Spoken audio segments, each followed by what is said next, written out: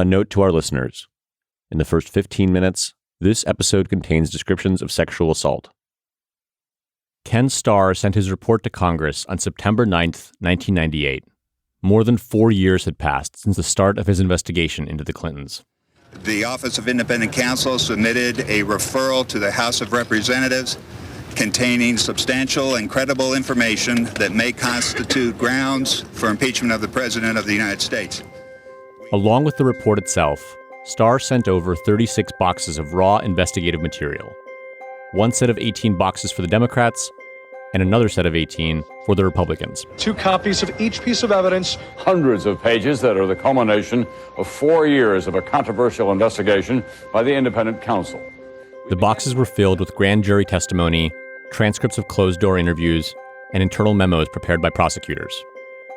They were transported in a pair of white vans to the House of Representatives, where they were locked in a room in the Ford office building. For now, the boxes would only be accessible to the House Judiciary Committee, the 37-member body that would decide whether to propose articles of impeachment to the full House. The Office of Independent Counsel is not going to make any public statement about the contents of the referral. We will not be discussing it publicly. The following weekend, a lawyer named Abby Lowell would begin going through the material page by page. Lowell had been waiting for this moment since the spring, when he'd been recruited by the congressional Democrats, led by Dick Gephardt in the House and Tom Daschle in the Senate, just in case impeachment became a real threat. And it was Dick Gephardt who said to me that he and Tom Daschle understood me and the staff were going to get access to the material in a few hours. He understood we would be working through the weekend, and he was hoping we would be able to come and have a meeting that next Monday with him and them and basically tell them whether or not we as a collective thought the President of the United States had committed an impeachable offense. And I remember him saying words to the effect that if we came to that conclusion and they agreed with it, I needed to remember that it would be he and Tom who walked up Pennsylvania Avenue and told the President that he had to resign. And so, Lowell sprang into action. When we spoke earlier this year, he described his team's exploration of the evidence as an earnest effort, a hunt for relevant facts combined with a good faith analysis of the law and the Constitution.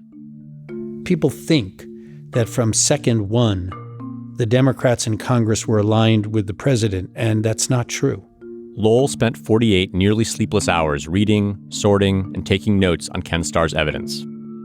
At the end of this marathon session, he reached a firm conclusion. That first, the President of the United States committed conduct that was not anywhere close to what we expect a President of the United States to do. But I did not see his conduct as violating, with proof beyond reasonable doubt, any of the criminal statutes that address the issue of obstruction or perjury. And I did not see an abuse of power that would have risen to an impeachable offense. And I'd like to think that I would have come to those conclusions no matter what side hired me. But it's easy to say 20 years later. I just think that's the case. Lowell, who now represents Donald Trump's son-in-law Jared Kushner in matters related to the Mueller investigation, informed Gephardt of his analysis. After hearing it, the House Minority Leader prepared for battle. If the Republicans wanted Clinton out of office, they were going to have to fight for it. Here's Gephardt warning against the drawn-out impeachment process about a month after the Starr Report landed. If we stay here for 3, 6, 9, 12 months, 2 years in suspended animation while we go over every charge that's out there, we will hurt our country and our people and our children. What Gephardt didn't know was that buried deep within the thousands of pages that Ken Starr had sent to Congress was a reference to something explosive. An interview conducted by the FBI with a woman who claimed that Bill Clinton had sexually assaulted her. This allegation did not appear anywhere in the Starr Report. It only came up in an appendix where it was cited in a footnote attached to a parenthetical. The woman was identified only as Jane Doe number 5. We obviously found it at some point, but I can't honestly remember whether it was that weekend or not. My instinct was it's not. My instinct was that that first bit of time was really focused around the referral about which it was made and the mainstream issues that they addressed. Since Starr himself had concluded that this accusation was not relevant to the case for impeachment, Lowell figured his time was better spent on other material. Obviously, one pores through the deposition and grand jury transcript of President Clinton. One pores through the interview memoranda of Monica Lewinsky, and one pores through the documents that were being exchanged about her getting a job. There was neither time, staff, inclination, or a view that we needed to get much beyond that in that beginning of time. Months later, Jane Doe No. 5's allegation would become a tremor rumbling beneath Congress and the White House as Republicans and Democrats learned her story and even her name, Juanita Broaddrick. How did politicians, journalists, and regular people process Broaddrick's claim that the president was not just an adulterer, but a violent criminal? How did it become part of the impeachment process? And what does it mean that Broaddrick's story has never really become a part of Bill Clinton's? This is the season finale of Slow Burn. I'm your host, Leon Neyfakh. All our reporting found things that tended to support her story, not undermine it. Someone is going to get this woman on the record saying what this president did to her years ago. How do you look at the person who's your president of the United States and think that he's capable of something like that? Episode 8, Move On.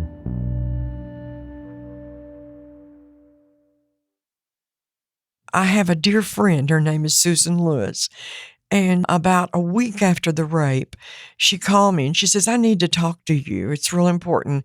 Can we meet down in the city park? This is Juanita Broaddrick. In April of 1978, she was 35 years old. She operated a nursing home in the tiny city of Van Buren, Arkansas. Susan Lewis was a close friend. Broaddrick was her kid's godmother. So we both went in our cars to the city park, and she started saying there's some really bad rumors going around. And I thought, oh my God, she knows what happened with Bill Clinton. And so I just started talking about it. I said it was horrific. And she said, what are you talking about? It turned out that Lewis did not know anything about what happened with Bill Clinton. She'd heard a completely unrelated rumor that Broaddrick was cheating on her husband. That happened to be true. But as Broaddrick told Lewis in the car that day, the affair was the last thing on her mind.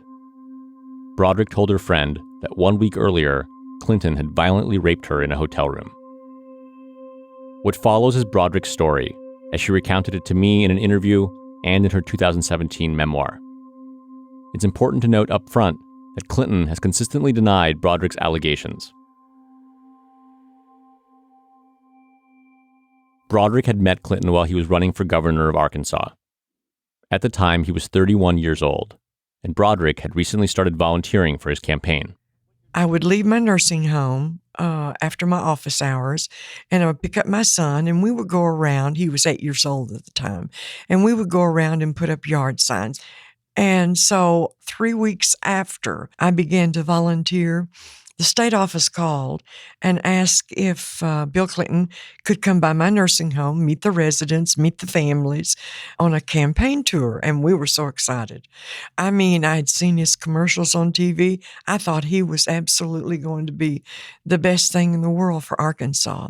When Clinton visited Broaddrick's nursing home in Van Buren, she seized the opportunity and approached him. Her purpose wasn't social. What Broaddrick wanted was to tell Clinton that the state wasn't providing enough money for elder care. We were struggling in 1978. I mean, we were struggling tremendously. So I started to go into this. And he sort of stopped me and he said, are you ever in Little Rock? I said, yes, I'll be there in 3 weeks. And he said, well, call my campaign office when you get there, and we'll sit down and talk about this. And I was so excited. I worked for probably 2 or 3 days on graphs and information, gathering what all was needed, what it cost me to care for one patient versus what the state reimbursement was on Medicaid. Broaddrick and a colleague, Norma Rogers, had plans to go to Little Rock for a conference of the Arkansas State Nursing Home Association. On April 24th, 1978, they checked into the Camelot Hotel, and early the next morning, Broaddrick called Clinton's campaign office. A woman there gave Broaddrick a number for Clinton and said that he was expecting her call. Sure enough, when Broaddrick dialed the number, Clinton picked up. She proposed they meet at his campaign headquarters during her lunch hour. But Clinton said he would prefer to see her right away. He said, "Why don't I just come to your hotel now? This is about 8 or 8:30 in the morning." And I said, "Oh, that would be great." He said, "Good. I'll meet you down in the Camelot coffee shop, and I'll call you when I get there." While Norma Rogers went to check out a seminar at the nursing home conference, Broaddrick stayed in the hotel room and waited for Clinton to call. Finally, the phone rings, and it's him. And he said, "You know, it's so crowded down here. And there's also some reporters." He said, "Could we just talk about this in your room?" Well, I immediately said yes. I mean, I wasn't frightened. I'd never been alone in a hotel room with any man that I didn't know before. But I mean, you're talking about the Attorney General of the state of Arkansas. After about 20 minutes, Broaddrick heard someone knocking. I opened the door, and there stands Bill Clinton with these dark sunglasses on. And I can remember back thinking, my God, what's he doing standing in the hallway with sunglasses on? And he just comes right in and walks over to the table where the coffee was and takes off his suit coat and lays it over the chair. So I walk over and I start pouring coffee. And as I'm starting to pour the coffee, he says, "Come over here a minute. I want to show you this building down here." Broaddrick walked over to Clinton to see what he was talking about. Clinton then put his arm around her, pointed at the building, and said that it was an old jailhouse that he wanted to restore when he became governor. And I think, okay, that's interesting. And I start to go back around to the other side, of course, removed his arm from my shoulder. And that's when he grabs me, and that's when things turned really bad. According to Broaddrick, Clinton started kissing her, and when she pulled away and told him she was married, he continued. Broaddrick remembered resisting as Clinton pushed her onto the hotel room bed. When she yelled out, he bit her hard on the upper lip, and then he forced himself on her. Broaddrick writes in her memoir that after a few minutes it ended. Then, 10 or 15 seconds later, Clinton mumbled, "I'm going to do it again," and resumed. Afterwards, Broaddrick remembers, Clinton put on his sunglasses and told her that she should put some ice on her lip. Then he walked out the door. When Norma came back to the room and found me within 45 minutes after the rape and after he had left the room, I told her all about this, and we both agreed at the time. I did not want to share it.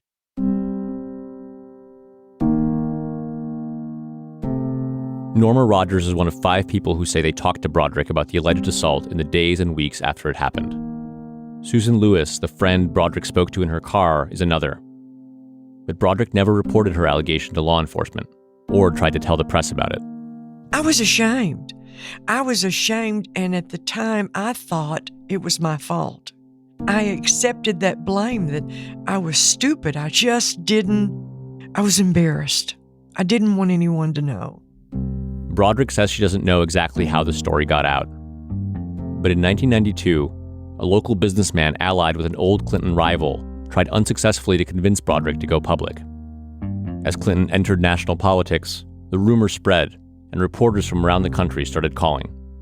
But Broaddrick always rebuffed them, and for years, she managed to keep her name out of the media.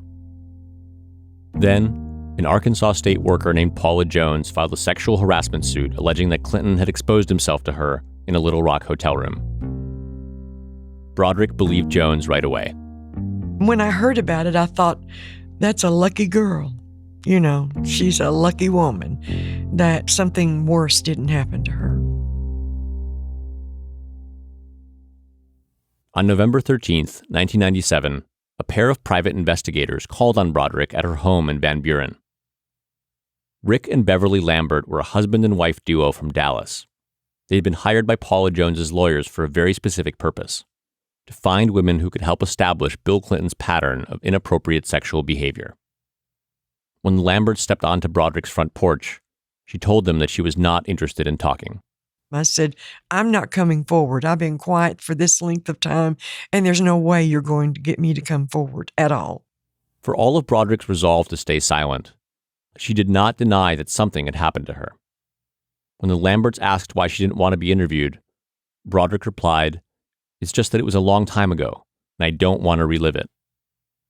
The Lamberts, who incidentally are the parents of Grammy-winning country singer Miranda Lambert, applied some polite pressure. They warned Broaddrick that the lawyers they were working for would probably serve her with a subpoena whether she liked it or not. They assured her that the lawyers meant well and were pursuing the case for the right reasons. Rick Lambert said, "All the attorneys we're working for are good, strong Christian men." If you're wondering how I know exactly who said what during this conversation, it's because the Lamberts secretly recorded it, and later, a transcript was leaked to reporters. The conversation ended with Broaddrick referring the Lamberts to her lawyer. Rick Lambert responded by asking if the lawyer was a Democrat or a Republican. When Broaddrick said Republican, Lambert said, "Good." And then it was just a few weeks before I got the letter that I was going to be subpoenaed as Jane Doe number 5 in the Paula Jones suit. And I told my son, who was an attorney by that time, I said, "I'm not going to go." He said, "Mom, you have to go. You're subpoenaed." And I said, "Okay." I said, "Well, I'm not going to tell him what happened. There's no way." I was so upset, and I did not want to talk about it. I just wanted to forget it. How they could subpoena me for their own good, I mean, just for their own case, I was mad. And that's why I said, no, nothing happened. On January 2nd, 1998, Broaddrick submitted a sworn statement denying that Bill Clinton had ever raped her. "These allegations are untrue," the statement said. "I had hoped they would no longer haunt me or cause further disruption to my family." A few months later, with the Clinton-Lewinsky scandal in full swing, the Paula Jones lawyers did something extraordinary. They went to a 24-hour Dropbox in front of the federal courthouse in Pine Bluff, Arkansas, and submitted a legal filing indicating there was significant evidence that Clinton had forcibly raped and sexually assaulted Juanita Broaddrick in 1978. Nowhere in the filing did the Jones lawyers mention that Broaddrick had said in a sworn statement that the rape had never occurred. But they did accuse Clinton of bribing and intimidating her to remain silent, something Broaddrick never claimed. Broaddrick was just one of several women mentioned in the Paula Jones filing, but hers was by far the most alarming story of the lot. Journalists started looking into it, as the Jones lawyers had surely hoped they would. Now to a new allegation against the president by lawyers representing Paula Jones in her sexual harassment suit. They claim to have found a woman who was sexually assaulted by Bill Clinton back in the 1970s. The White House... Broaddrick's name had circulated among reporters and anti-Clinton activists for years. Now that it had appeared in an official court filing, it was fair game for the press to air her allegation. It involves an alleged encounter at this Little Rock hotel in the late 1970s between then Attorney General Bill Clinton and a campaign worker, Juanita Broaddrick. In court documents today... Bob Bennett, the president's personal lawyer, called the Jones lawyers' allegation reckless and outrageous. Bennett wrote late today that it was an act of desperation for the Jones team. The White House also noted that Broaddrick herself already denied the allegation under oath. Tonight, Broaddrick had no comment. Peter Baker, who was covering the Clinton White House for the Washington Post, did not know what to think. We were left trying to figure out, what do you do about this? She had denied it in those papers. And did we publish something about it? Did we mention it? I mean, so what I wrote that night in a journal was... Here's Baker reading aloud from a journal entry dated March 28th, 1998. What to do? Do we print a seemingly wild story alleging that the President of the United States raped a woman 2 decades ago? Or do we ignore it and cover up an important, albeit hard to fathom, development in the most important lawsuit in the country? Baker and his colleague Lois Romano tried calling Broaddrick, but she refused to comment. It was a sensational, extraordinary allegation, and not the kind of thing you put in the paper very easily. It seems almost quaint today because almost anything seems to be, subject of public discussion. But at the time, the idea that you would air a rape allegation against a sitting president of the United States was so beyond imagination that it was as a journalist, you were like, oh my gosh, how on earth could we come up with enough that would feel that we had a story that we could publish and that would be fair and reasonable and truthful and accurate and all those things. The most obvious red flag about the Broaddrick story was that she herself had said under oath that the rape allegation wasn't true. But when Baker reached out to Norma Rogers, the colleague who had accompanied Broaddrick to Little Rock for the nursing conference, he heard something very different. I tracked this woman down in Oklahoma where she was living. And she seemed surprised when I told her that Juanita Broaddrick had denied it in the affidavit. She said that basically that she felt now she was being put in the middle and she didn't want to be forced to testify. She was, she didn't want to conflict with Juanita, but what she had recalled was obviously different than this affidavit. And she just, her conversation to me made very clear that she was an after-the-fact witness to this event, that she had been told this by Juanita Broaddrick, 20 years earlier. And in my journal that night, I wrote the words, "My God!" exclamation point. I mean, it was just, how do you look at the person who's your president of the United States and think that he's capable of something like that? Baker and other reporters tried to confirm whatever they could, but without Broaddrick's cooperation, the story quickly fizzled out. In the meantime, Ken Starr's office had approached Broaddrick as a potential witness in the independent counsel's investigation. And my son said, "Mom, you're going to have to tell him the truth." I had told my son about it when he was about 19, and he knew everything. And he said, "Mom," he said, "the Paula Jones lawsuit was a civil lawsuit." He said, "This is so much more serious." And he said, "You've got to go tell the truth." FBI agents working on behalf of the independent counsel's office conducted an interview with Juanita Broaddrick on April 8, 1998. Through her attorney, Broaddrick made a deal with the Starr team that would protect her from being charged with perjury. Then, she told the agents that she had lied in her Paula Jones affidavit. The truth, she said, was that Bill Clinton had raped her. I did finally start to tell the truth. And so I did finish. I told everything.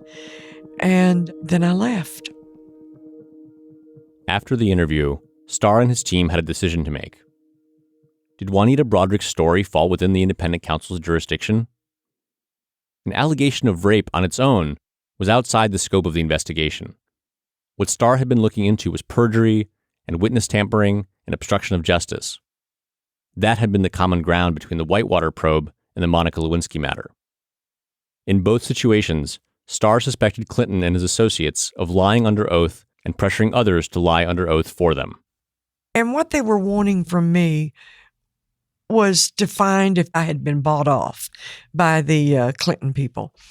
Had I received any money, and had I received any threats from Clinton?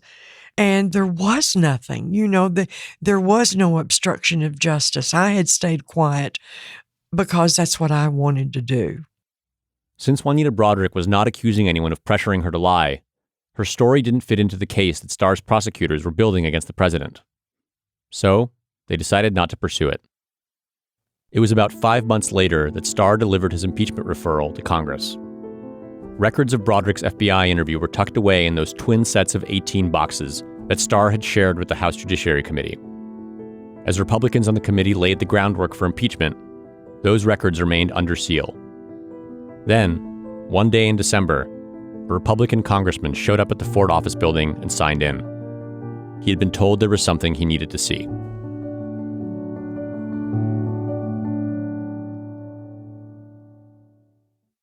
Congressman Christopher Shays was a moderate Republican from a swing district in Connecticut. He had voted with Bill Clinton on the assault weapons ban, and he had worked with him to balance the budget. I had a pretty good relationship with the Democratic President Bill Clinton because he was kind of drawn into the middle, and that's where I was happy to find him.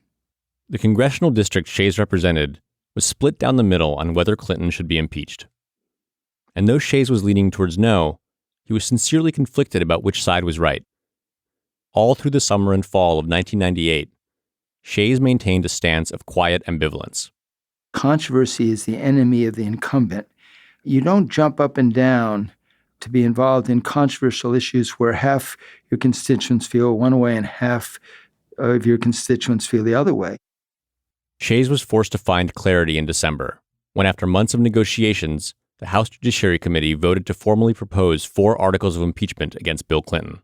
1 for perjuring himself in the Jones lawsuit, 1 for perjuring himself in front of Starr's grand jury, 1 for obstructing justice by asking Monica Lewinsky to lie under oath, and 1 for abusing his power by failing to respond to questions from Congress during the impeachment inquiry. the full House would soon have to vote yes or no on each of these articles of impeachment. As the day of the vote approached, Shays became more resolved in his opposition to impeachment. The basic premise was that the president lied. And I thought, my God, every president lies. Every president has said something they wouldn't do that they ultimately did. And so I just felt like if impeachment was based on lying, then every president could be impeached. What was interesting about the stance Shays was taking was that he had previously called on Clinton to resign. He should have resigned. The question is, should I, as an elected official, override the election of the American people? And I said no. I didn't think there was any inconsistency. I felt it was very logical. The president did something so terrible, he should have resigned. He should have allowed the country to move on, and he didn't do it. And we were stuck with 2 years of a mess. Now, I blame Republicans for once they got into this impeachment thing, they just didn't know how to get out. Plenty of other House Republicans thought impeachment was the wrong move. That included members in leadership roles like Bob Livingston from Louisiana, who had been tapped to replace Newt Gingrich as Speaker of the House after the Republicans' disastrous showing in the November midterms. Given the election results and the fact that most Americans opposed impeachment, Livingston was not enthusiastic about trying to remove the president from office. But the hardliners in the House were not about to put down their weapons. As the impeachment vote neared, those hardliners did their best to bring the wavering moderates over to their side.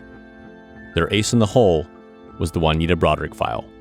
They were saying, Chris, you need to see this. And I think they were influenced by it themselves. I think they thought this is true and he shouldn't be president, even if it's not part of the articles of impeachment. The next day, Shays went to the Ford office building to look at the file for himself. As he went through it, he was horrified. I just found the description obscene. He was being accused of raping this woman and biting her lip so she couldn't resist as he raped her, and then doing it again. Shays was introduced to an investigator who had been sent to Arkansas by the House Republicans to speak with Broaddrick. I just remember listening to this woman point by point describe what had happened and totally convinced that it was true. And I didn't feel that she had a bias against the president, that she was, had a hidden agenda. I felt she was just a professional female listening to Miss Broaddrick tell her story and being totally convinced. While Shays processed this new information, the impeachment hardliners continued to press their case. At a closed-door meeting of the entire Republican conference on the night of December 16th, one of them gave a fiery speech in which he told his colleagues that if they were undecided on impeachment, they had an obligation to themselves and to their country to go to the Ford office building and look at the secret evidence. Over the next 3 days, more than 40 Republicans did just that. And you began to see a pilgrimage, particularly among House Republicans, down to the Ford office building, signed into this sealed room to read this file. Here's journalist Peter Baker again. And they didn't know what to make of it. I mean, it was a horrific allegation, but one that had no definitive proof and probably couldn't be proved. How would you prove 20 years later this without any kind of physical evidence? Some Democrats on the Judiciary Committee were incensed at their colleagues for circulating Broaddrick's story. Among them was Barney Frank of Massachusetts, who felt that the Republicans were trotting Broaddrick out as a last-ditch effort at taking down the president. Our anger was, you've been trying like hell to nail the guy. You have been unable to nail him on any of the things you were supposed to look at. You get him on Lewinsky, but even you now realize that's not good enough, so now you're trying to bring in other stuff. And it was in that context that we were so furious that they went to Broaddrick. According to this line of thinking, Broaddrick's credibility was beside the point. The Republicans were reaching for something that was outside the parameters of the impeachment inquiry. That was the issue Christopher Shays kept coming back to. Shays believed Juanita Broaddrick, but he wasn't sure what that had to do with the 4 counts of impeachment he was supposed to be voting on. There was a point where I thought, my gosh, I might vote for impeachment. But then I had to step back after I'd heard what I was being told and say, it's not part of the articles. So how can I vote for it? The day before the House vote, Shays went to go see Bill Clinton in the White House. His mind was made up, but he had not yet announced his decision. Mr. Clinton will meet with undecided Congressman Christopher Shays, Republican of Connecticut. He is expected to tell Shays that he does not believe his alleged crimes rise to the level of impeachment. Looking back, Shays says he's not totally sure why he requested the meeting. But in any event, he took the opportunity to inform Clinton that he and other Republicans had seen the Broaddrick file.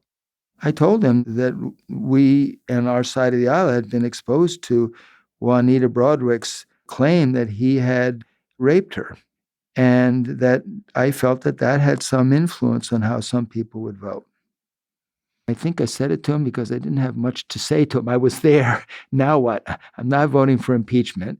And yet I felt I was talking to someone who had raped someone violently, and he was my president.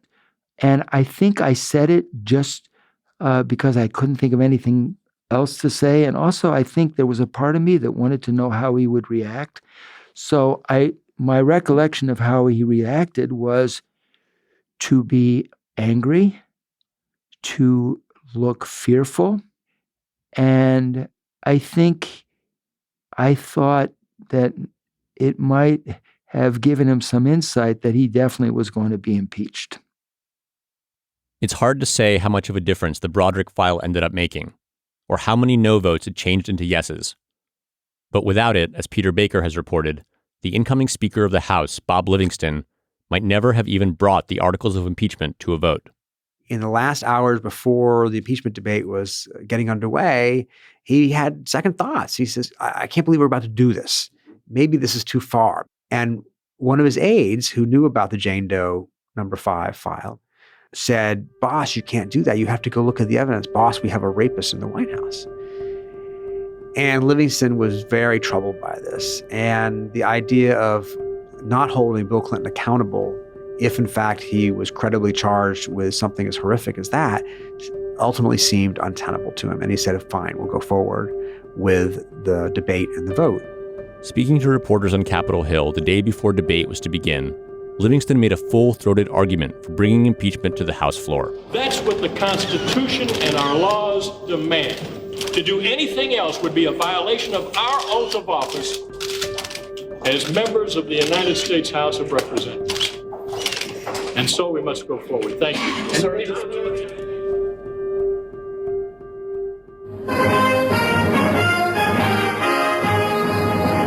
Good evening. It has been a day for the history books here in the nation's capital, though historians may not look kindly on what transpired behind me here today. On the day of the impeachment vote, December 19th, 1998, the drama on the House floor had nothing to do with Juanita Broaddrick. Instead, it was about Bob Livingston. The incoming House Speaker had been ensnared in a high-profile stunt carried out by Larry Flynt, the publisher of Hustler magazine. Flynt had taken out a full-page ad in the Washington Post, offering $1 million to anyone who could prove they'd had an affair with a high-ranking government official. If these people are going to pass judgment on the president, they should not have any skeletons in their closet. The pornographer's bounty was meant to add to the growing list of Republican lawmakers who had been exposed for having affairs since the Clinton-Lewinsky scandal broke. Most are still stunned by Livingston's admission that he committed adultery more than once. Flynt says 4 different women provided tips about Livingston in response to this ad. When Bob Livingston learned that Larry Flynt had found multiple women with whom he'd had extramarital affairs, he decided he could not credibly call for Clinton's impeachment. So I must set the example that I hope President Clinton will follow. And so he stood in front of his colleagues and announced that he was resigning. I will not stand for Speaker of the House on January 6th. I shall vacate my seat and ask my governor to call a special election to take my place. And it just sent this wave through the room. Dick Gephardt wasn't on the floor at the time. He heard what had happened. He comes rushing onto the floor and begs Bob Livingston to change his mind. He says, this is wrong. This is mindless cannibalism. We're falling apart here. And it rocked the room because nobody saw it coming. Livingston's resignation dominated coverage of the impeachment proceedings. The nation is tonight without a Speaker of the House designate. Bob Livingston is resigning because of the scandal that has eroded. But if Livingston's adultery was the subject of loud public discussion, the whispers in Congress about Juanita Broaddrick may have had a greater effect on the vote. It had a real impact. Hard to measure, but many House members knew in the back of their minds, or thought in the back of their minds that Bill Clinton was capable of things that were much worse than a consensual affair with an intern at the White House. And therefore, how could they simply let him off the hook? On the afternoon of December 19th, Congress voted to approve 2 of the 4 articles of impeachment. Perjury, because Clinton had lied to a grand jury about Monica Lewinsky. By a substantial margin, 22 votes altogether. 5 Democrats crossed over to vote with the Republicans. And obstruction of justice, because he had encouraged her to lie under oath as well. The electronic scoreboard spells out the fate of William Jefferson Clinton. Therefore, his name now will go down in the history books as only the second president in the history of this republic to have been impeached. Now it would be up to the Senate to decide whether Clinton would be removed from office. Members of the U.S. Senate will be the jurors in what history may record as the real trial of the century that could result in the end in Bill Clinton's removal from office.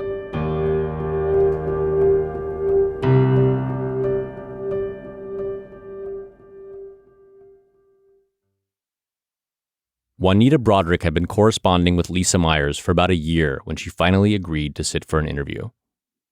Myers was a reporter at NBC News, where she covered the Starr investigation. She had gotten in touch with Broaddrick a few weeks after the Lewinsky story broke. And I just called her, out of the blue and, tried to get her to speak to me off the record. And, she said, no, I just couldn't do it. I don't want to talk about it, blah, blah, blah. Well, the way she said no made me believe that there was something worth pursuing, that something had happened. Eventually, Broaddrick agreed to talk to Myers, but only off the record. Myers found her credible, and when the Paula Jones lawyers filed that brief in which they accused Clinton of raping Broaddrick, Myers did a story on it for NBC. NBC News has talked to 4 people from Arkansas who say Broaddrick told them of such an assault years ago. But even after that, Broaddrick continued to refuse Myers' invitation to go on camera. Until one day, she wrote me a letter, and she kept saying in this letter, she said, you need for this to come out where you tell it, not where other people spin it. And I thought, that's right. That's exactly what I need to do. So that's what I did. Finally, the crew came on January the 20th, 1999. Broaddrick had been following the impeachment process closely. She knew the Senate trial was coming up, and she knew that it was likely to result in an acquittal. For Broaddrick's purposes, the Senate vote served as a kind of deadline, the last moment when her story could make a difference. I have no doubt that she would like to have had bad things happen to Bill Clinton. She was pretty straightforward about that. And she knew that the, impeachment process was nearing an end. And, got to the point she just didn't feel like she could sit silently by and not say something. Broaddrick remembers Myers telling her that the interview would be broadcast within a few weeks. Myers says she never gave her a date. Regardless, the process of getting the story to air turned out to be bumpier than Myers had hoped. And then here's the impeachment going on, and I'll never forget. One day, Lisa Myers called me before the 29th, and she said, we're still investigating. And she said, I have good news and I have bad news. And I said, okay. And she said, the good news is you're credible. She said, the bad news is you're very credible. About a week after Broaddrick taped her interview with Myers, the bomb-throwing blogger Matt Drudge ran an item declaring that network executives at NBC had come under enormous pressure from the White House not to air the Broaddrick footage. Word of the Myers interview with the Arkansas woman has spread in recent days on Matt Drudge's website. But an NBC spokeswoman flatly denied rumors that the White House has pressured the network over the story. NBC is still trying to corroborate the woman's allegations and has not made a final decision on whether to air the Myers report. Drudge quoted a network insider saying, there is a civil war developing between those pushing for the interview to air and those who think it is completely reckless. Here's Drudge speaking in early 1999. I think it's news value to report that a network like NBC that aggressively covered Anita Hill is holding back a woman after they already did a story a year ago outlining the charges and the details. There were a few specific aspects of Broaddrick's story that made executives at NBC nervous. She didn't know the date of the encounter until reporters found a record of her attending a nursing conference in Little Rock on April 25th, 1978. Also, her husband had never noticed her with a hurt lip. Strangest of all, Two of the people who said Broaddrick had told them about the rape, Norma Rogers and her sister, turned out to have a possible grudge against Clinton. In 1980, while governor of Arkansas, he had commuted the life sentence of a man who had murdered their father. But Lisa Myers was confident that Broaddrick was telling her the truth. I tested her story every way I could, again and again and again. And no detail ever changed. It never got better. It never got worse. It was always the same. But understand, there were some at NBC headquarters in New York who wanted to just kill the interview without ever looking at the tape. NBC's internal struggle over the interview became its own story on Capitol Hill. On January 22, 1999, a reporter asked Senate Majority Leader Trent Lott if anything could change the momentum towards acquittal. Lott replied, "That depends on what NBC broadcast on Sunday." The implication was that if NBC aired its interview with Broaddrick, it would make it much harder for Democrats in the Senate to continue standing by Clinton. They were already walking a fine line, saying that Clinton had behaved dishonorably, but that his misdeeds didn't rise to the level of impeachable offenses. It was conceivable that if the president was credibly accused of rape on national television, some Democrats would decide that he was no longer worth defending. There's no doubt that NBC News was concerned about throwing this interview out in the middle of impeachment proceedings and, as a result, having an impact on the outcome. On the right, a full-fledged activist campaign sprouted up around Myers' story. NBC is being flooded with calls. Rush Limbaugh is talking about NBC. The Reverend Jerry Falwell is asking his followers to call NBC to complain. What's the ruckus about? A story by NBC's Lisa Myers that has not been aired. Senator Chuck Grassley wore a button that said "Free Lisa Myers." Fox News anchor Britt Hume and two of his colleagues wore the same button on air. The conservative website Free Republic chartered a plane to fly over NBC headquarters in New York and skywrite a message demanding the release of the Broaddrick interview. Meanwhile, journalists pushed White House Press Secretary Joe Lockhart to acknowledge the elephant in the room and to address reports that the White House had tried to pressure Fox News into not airing anything about the Broaddrick allegations. There are reports today that you pressured one TV network not to run a story that another network had investigated. My question is that appropriate behavior in terms of spin control, or is it kind of heavy-handed for the White House press If this secretary? is your way to get into writing the story, go ahead and write the story. I'm not going to help you. You've already written it, so next. Joe, do you think it would not be in the The pressure campaign did not succeed. As the Senate vote approached, NBC was still holding off on airing Lisa Myers' story, and no senator was standing up to demand that more evidence be presented about Jane Doe number 5, or that she be called to testify in the Senate trial as a witness. There were times over that month that I did not think it would make air, and I couldn't imagine how I would explain that to Juanita after she had put her life in our hands to tell her story. I mean, it's one thing if you find things that aren't true, and you say, well, look, she isn't credible. We don't put it on the air.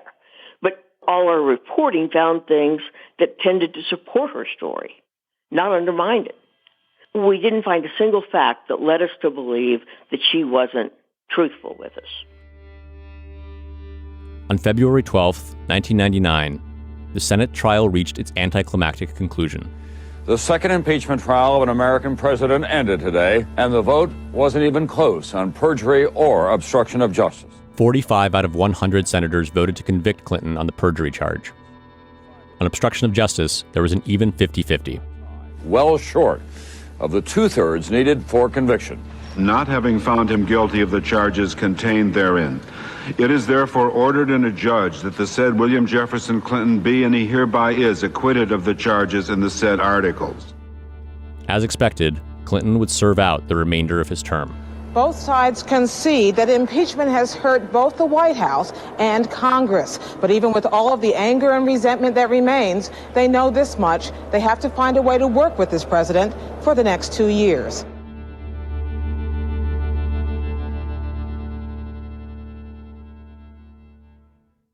After Clinton's acquittal, Juanita Broaddrick grew impatient with NBC and gave an interview to a conservative columnist from the Wall Street Journal op-ed page. She also spoke to the Washington Post. Finally, after both those pieces ran, Lisa Myers' interview aired on NBC's Dateline at the end of February.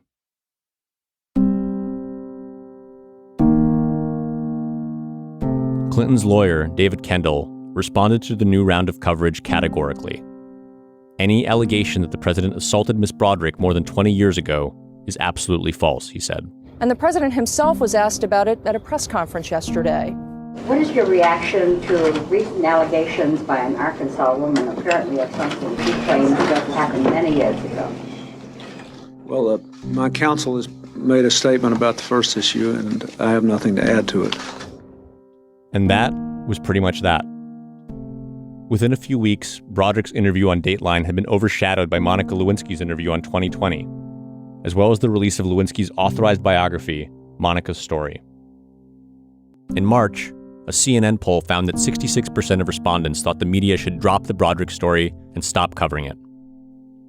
As Juanita Broaddrick retreated into silence, her name became associated with the most disreputable elements of the anti-Clinton fringe. To many, that's where Broaddrick's old nightmarish story seemed to belong. Just one more unverifiable lie told about Clinton by his enemies.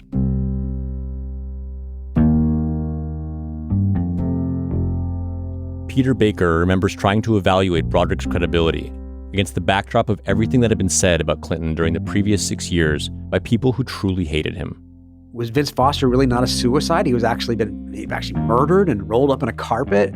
The way some people said, was there really this drug ring that Clinton was somehow involved in? There's so many fanciful, far-fetched conspiracy theories out there about Clinton that you never knew how to sort truth from fiction. And you didn't want to be part of spreading nonsense, spreading lies. You also didn't want to overlook things that were true. And in the Clinton world, the border between true and crazy was kind of murky at times.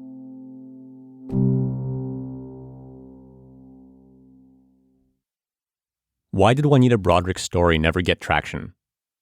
In many ways, she was the perfect accuser. She had volunteered for Clinton's campaign. She had told people about the alleged incident right after it happened. For years, she had passed up and actively resisted opportunities to go public. And when she finally did, it wasn't because she was being coached by some shady intermediary. It was because Ken Starr had sent FBI agents to Arkansas to talk to her. There's also this. If Broaddrick was some kind of right-wing activist carrying out a mission to take down Bill Clinton by any means necessary, why didn't she just make something up when Starr's team asked her if Clinton had pressured her into denying the rape in her affidavit to the Jones lawyers? That would have made her allegation directly relevant to the impeachment inquiry. If the story of the rape was an elaborate lie, why didn't Broaddrick just go that extra mile and make it really count?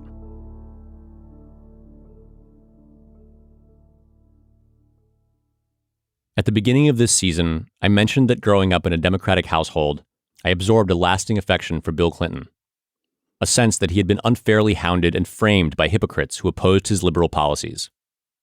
Having reached the end of this story, having spoken to Juanita Broaddrick, I'm left wondering if it's possible to be framed and be guilty at the same time. I find myself struggling to incorporate Broaddrick's story into my image of Clinton and reaching for reasons to disbelieve her. And to be honest, it helps that ever since the 2016 election, Broaddrick has been a very public, very belligerent supporter of Donald Trump. It helps that she tweets about how some of the parents separated from their children at the border are probably rapists, and posts links to conspiracy theories about the Department of Justice and Benghazi. It helps that a few weeks ago, when Christine Blasey Ford accused Supreme Court nominee Brett Kavanaugh of sexual assault, Broaddrick tweeted, "I don't believe her. She has cast a dark shadow on real victims." I look at all that, and I can almost convince myself to wave Broaddrick away, to shut her out of my assessment of who Bill Clinton is. I mean, who knows what happened, right? It was such a long time ago. One side effect of the Clinton-Lewinsky scandal was that Hillary Clinton became more popular than she had ever been. Today, many American women see her in a different light. Not simply as the First Lady, but now the first defender, first protector of her family. As soon as the story broke, her favorability rating started going up. She seems to be winning more admirers than detractors during this crisis. And by the end of 1998, Gallup had her polling at an all-time high of 67%. For now, Hillary Clinton's public face projects a quiet dignity, while many women who support her say that speaks volumes. During that year's midterms, Democrats used Hillary on the campaign trail more than they used the president himself. And after Bill Clinton's acquittal in the Senate, talk turned swiftly to what was next for the First Lady.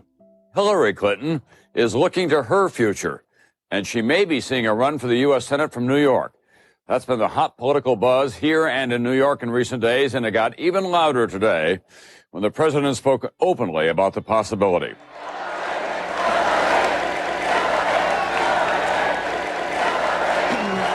Clinton was elected to the Senate the following November. Wow, this is amazing. Thank you all. Thank you. And on the night of her victory, the official beginning of her new political career, she gave a speech to her supporters while the lame duck president stood behind her on stage. I know I would not be here without my family. And I want to thank my mother and my brothers, and I want to thank my husband and my daughter. That night, Hillary Clinton's victory in New York was one of the biggest news stories of the 11 o'clock hour. The other was that all the major networks had made a mistake. What the networks give us, the networks taketh away. NBC News is now taking Florida out of Vice President Gore's column. Al Gore was no longer projected to win Florida over George W. Bush. It was too close to call.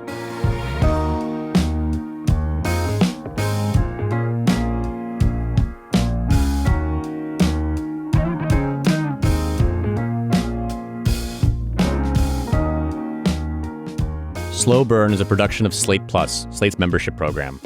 You can sign up for Slate Plus to hear bonus episodes of the show. In this week's bonus episode, you'll hear a roundtable with longtime Slatesters David Plotz, Emily Yaffe, and Seth Stevenson about their memories of covering the Clinton-Lewinsky scandal for Slate. And Kinsley had this obsession with the fact that because we were on the web, we could post audio, which is a big deal. We could actually play the audio, and that was like mind-blowing to Mike.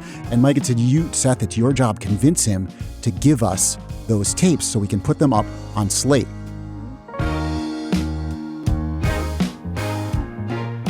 This episode of Slow Burn was produced by me and Andrew Parsons, with editorial direction by Josh Levine and Gabriel Roth. Our researcher is Madeline Kaplan. Our theme song is by Spatial Relations. And this episode featured music by Nick Sylvester of God Mode. Our artwork is by Teddy Blanks at Chips NY. Steve Lichtai is the executive producer of Slate Podcasts. TJ Raphael is the senior producer for the Slate Podcast Network. Thanks to the NBC News Archive, C-SPAN, and CNN for the archival audio you heard in this episode. For a full bibliography of all the works we consulted while making this episode, check out our show page at slate.com/slowburn. For script notes and other help with this episode, we'd like to thank Justin Levine, Ava Lubell, Peter Baker, Steve Kornacki, Allison Benedict, Andrew Wetzel, Ben Kowalwer, Benjamin Frisch, Lisa Locascio, Elizabeth Gumport, and Camilla Hammer. Now that we've reached the end of the season, we'd also like to thank a few other people.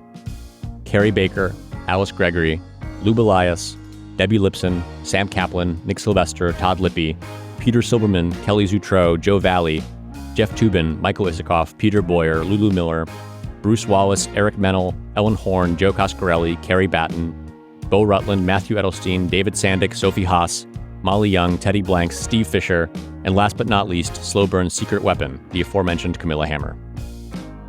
From Slate, we'd like to thank Jeff Friedrich and Mary Wilson for making all the Slate Plus episodes so good, as well as TJ Raphael, Dan Check, Chow Tu, Sophie Wortham, Mike Pesca, Taylor Palmer and the sales team, Faith Smith, Katie O'Brien, Kristen Meinzer, Evan Viola, and Jason Gambrell, and everyone in the pod. Finally, we'd like to thank Jacob Weisberg and Julia Turner. We'll miss you both, and we will always be grateful to you for allowing this show to happen. Speaking for myself, I'd like to thank the whole Slow Burn team. Josh Levine and Gabriel Roth for their wise and attentive editing, Andrew Parsons for his peerless production and impeccable instincts, and Madeline Kaplan for her great taste in information and her meticulous fact-checking.